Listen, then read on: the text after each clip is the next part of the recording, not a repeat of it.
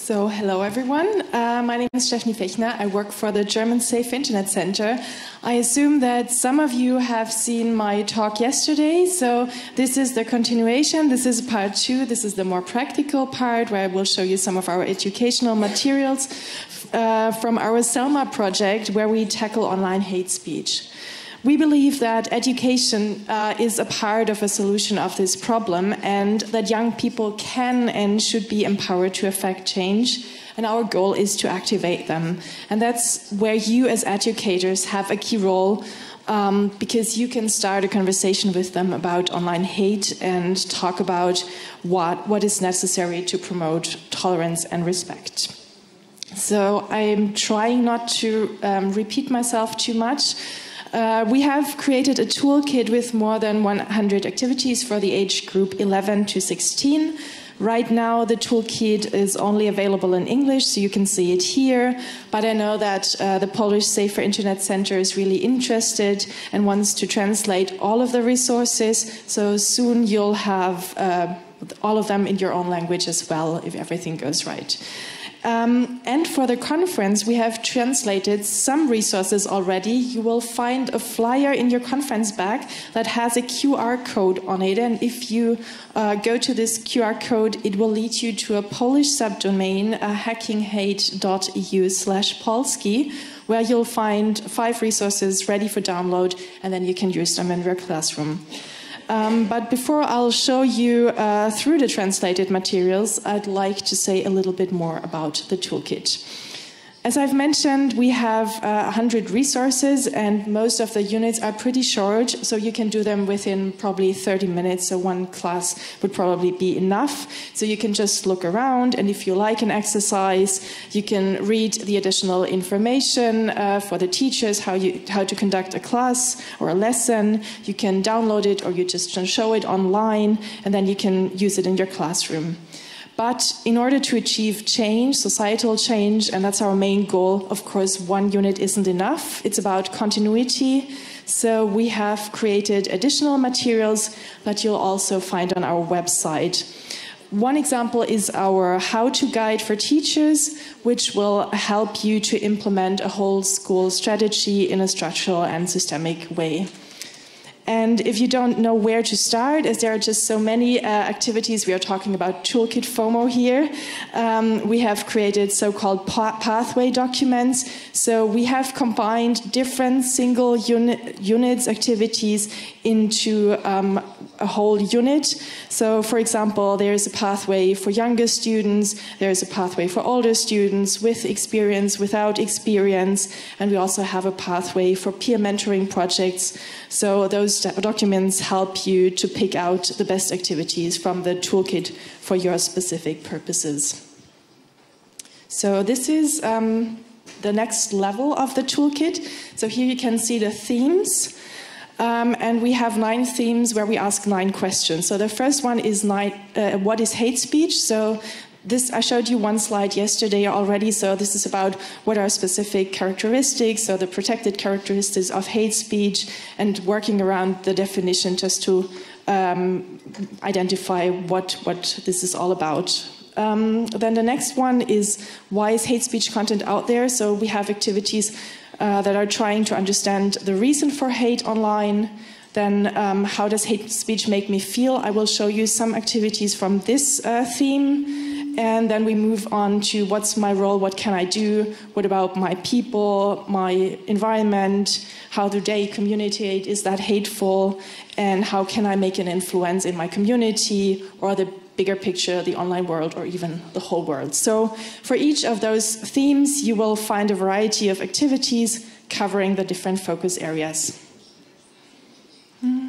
So no matter which theme you choose, you will always find the same structure. For all themes, we have, first of all, context information. Of course, that provides context. So we have results of current studies, and we cluster the activities according to different education strategies. So first of all is social and emotional learning, which I say is about activating the heart in the brain.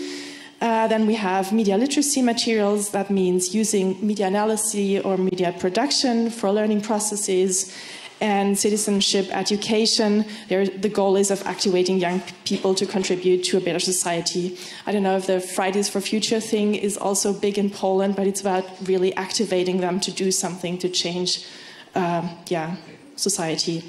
And peer mentoring offers projects where young people work with other young people, so they look a little bit different. They have different instructions because it's targeted towards young people directly. So I have mentioned that we have translated some materials already for this conference, and I'd like to shortly introduce them to you. We have chosen one pathway with 5 activities from our teachers' how-to guide as one suggested journey, but of course this isn't just restricted and can be adapted according to your needs. This pathway is ideal for working with younger people aged 11 to 13 without any knowledge of online hate speech so far. So this pathway is very basic, and it's meant to be an introduction into understanding what online hate speech is, why people spread it, and how you feel about it. So when we look at the chart here, those activities don't cover all of the focus areas, but have a strong focus on social and emotional learning, so they are very typical SELMA activities. And I've mentioned that yesterday, so we use the SEL approach because we think it helps to develop life skills beyond the curriculum, to develop an emotional vocabulary, to describe feelings, or to appreciate other people's circumstances. So this is the same pathway, but a little bit more concrete. The first 2 activities deal with understanding what hate speech is by building an emotional vocabulary. Then there's a unit that explores stereotypes and helps to make assumptions and overcome those stereotypes. And the last 2 units address the emotional aspects. So how do you feel? How does it make me feel? And so therefore it shapes judgment based on the number of information that you have. So this is the first resource, naming and sorting emotions. Like in our everyday lives, when people ask you, how are you? What do you say? I'm fine, something like that. Is that really helpful? Probably not.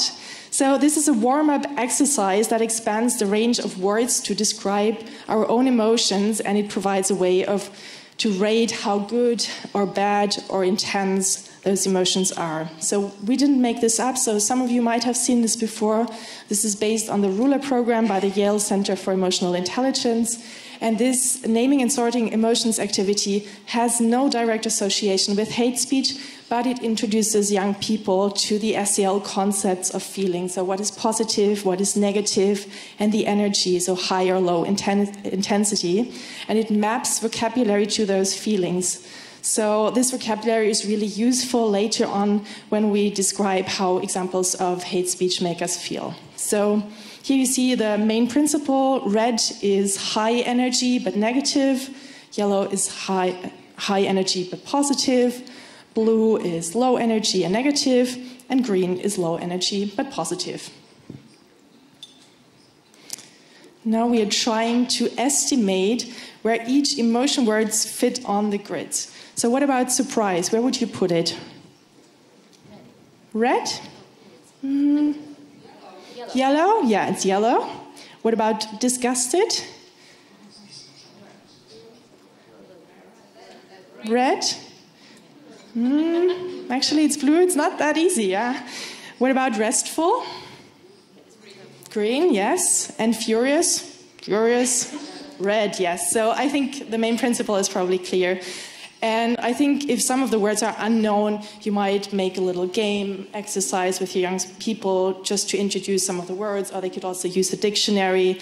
So, and you can also adapt and change them according to your needs. So this is the final slide. I just show you some of the slides from our materials, from the Ruler version, so where you see where the words fit. So you can also use that in your classroom and discuss to what extent the learners' versions match, of course. So what can you do with a new vocabulary? I don't know, can you read it? You can use it for discussion. So for each activity, we offer a number of questions for discussions, and you can just pick the ones that you find useful. So this is all about finding words that describe how hate speech makes us feel. And I've shown this slide before, so with regards to time, I will just mention it briefly. We're still in the section about what is hate speech. So at some point, it makes sense to speak about what hate speech is. So this is also integrated in the lesson. So it's about someone who is intentionally attacked because of specific characteristics that he have. And I think at some point you should talk about this definition. Depending on age and experience, it might make sense after this first exercise, but it can be a little bit too abstract and difficult, so you can just continue with another exercise that builds on the previous one. So this is resource number 2, matching emotions to hate speech. Here you can see a slide from this material with more abstract examples of hate speech. So this exercise places hate speech in context, and it ranks the severity of different examples. So it helps to work out the protected characteristics and to create a definition. So in this picture here, you see one of our characters from the toolkit. It's Zorg, the alien. He has just arrived on planet Earth, and he has created social media accounts, and unfortunately he gets a lot of negative comments on social media. So for instance, oh my god, you're green, that's gross, or fuck off, to back where you came from. So you can use this example to start a conversation with students about how they would feel like if they were in his position. So what would you do? How would you feel? How might you respond? Who would you go to? So then you can use that to work in small groups. You can ask them also with the naming and sorting thing to place the statements in the quadrant where it fits. So I hate all Xenovians. This is not too bad, but rather enough, so medium energy, negative, whereas will you be my friend is rather positive, so this would be like low energy, but positive in the green thing. And after that, you could do a group discussion. So do they all have the same results? And which statements evoke strong emotions, for instance, if physical violence is threatened? And then you could ask them to challenge them, to think about ways to turn the statements around. So from negative into positive. So from, oh my God, you're green, that's gross, into, oh my God, you're green, that's amazing. So this is resource number 3. It's called Guess the Protagonist. And as you can see from the aesthetics, we move away from the alien, that's more child-friendly, but it's an abstract version of someone who is somehow different. And here we see actually real people. Of course, we made them up. And the goal of this exercise is to explore stereotypes and hopefully to overcome them. You can start the session with some recent press articles, and I think here it makes sense to use national examples for the media analysis to talk about the protected characteristics. So is there a trend of hate towards any protected characteristics, and how do learners feel about this? We have also provided, again, questions for discussions. So what do they know about the terms? Do they have personal experience, or more general, why do they think prejudice stereotypes exist? Yes, and so with this exercise, you can explore how certain images and messages make us feel and how our own culture affects our responses. So the reactions will not be the same in different countries. They may be different in the UK or in Belgium or in Germany or in Poland. Yeah, and the reason for that is we are embedded in our culture. And why do we have those stereotypes? It's a shortcut to reduce the brain power. So it helps us on the one side to make decisions, but on the other side, we make judgments according to prototypes and according to some people because of some characteristics. And here on this slide, we see some examples from the Guess the Protagonist resource. So we use a set of images. So I just show one image for each person, but of course in the material there will be more for each person. And we encourage learners to consider their stereotypes towards the pictures to people in the pictures. So the people you see here, they have different characteristics, different gender, different age, different religion, skin color. And then we ask them a couple of questions. So they should describe the person, make general assumptions. We ask them questions. Who do you trust? Why would you trust this person? Why not? And then we share slides with information about the people in the pictures, and then you can compare it with the assumptions the students make. So this is for a discussion who or what influences your opinion. And you can just pick one, or you can repeat it with as many people as you think are necessary to understand how prejudice and stereotypes work. So this is resource number 4. This one is called Thinking Outside the Frame. So this exercise explores how our views on situation might change as additional information is revealed. So it also shows how media can provoke different emotional responses and how they regulate our emotions. So I'll show you some pictures, and we also ask the students 2 questions. So first question, what do you think is happening? Second question, how do you feel about this? So this is the first picture. What do you think is happening? How do you feel about this? And then we are zooming out. So looks a little bit different here. And then we have a Twitter post. So it's another perspective. And then we are zooming out again, yet another perspective. So we ask the same questions. What do you think is happening? How do you feel about this? What has changed from the first until the last picture? Any ideas? Has anyone seen this example? No, let me explain it. This was during an NBA basketball game in the United States. There was a moment of silence for people who were killed in a school shooting. And this picture was posted on Twitter, so this is this one. And it caused a lot of outrage. I don't know why, but people started to comment on it. And some people accused her, the black girl, of being disrespectful because she didn't bow her head. But then other peoples, what did they say? They accused the white girls because they were holding hands, so they were racist. That was the thing that some people say. And this is the whole picture, so you can see some people are holding hands, some people aren't holding hands. So if you are see the whole picture, it doesn't really look racist. And in interviews later on, the girls were asked, was there something racist going on? And they just said no. So it's all about perspective and what you make of it. So I think this is a good example for media analysis. And this is the last resource from How Do You Feel? So here you can build on the emotional vocabulary from the first resource I showed you to analyze the variety of comments related to each of the images in the exercise. So I just show you this one picture. We have a variety of pictures with a number of comments from other users, and some of the comments are clearly negative, others are positive, and others are open to interpretation. And so their task is to take each comment and consider how it makes them feel, what actions they might take as a result. So this could include also actions such as taking steps to minimize the impact of the comments, or report or block the user, writing supportive comments, presenting a counter-narrative, or some other action. And so this resource in our suggested pathway, it's the end of the lesson, but it doesn't have to be the end of the lesson. So you can build on the results, of course, because we have other activities, for instance, from the citizenship approach.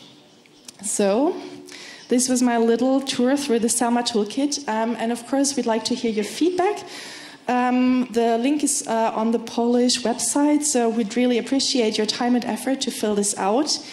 If you're now curious to find out more about the project, I also have here a link to our website or a social media challenge. But the best thing for us would be if you started using the materials, because we know that most online hate is distributed by a really small percentage of online users, and we as the majority can do something about it. Thank you for your attention and enjoy the conference.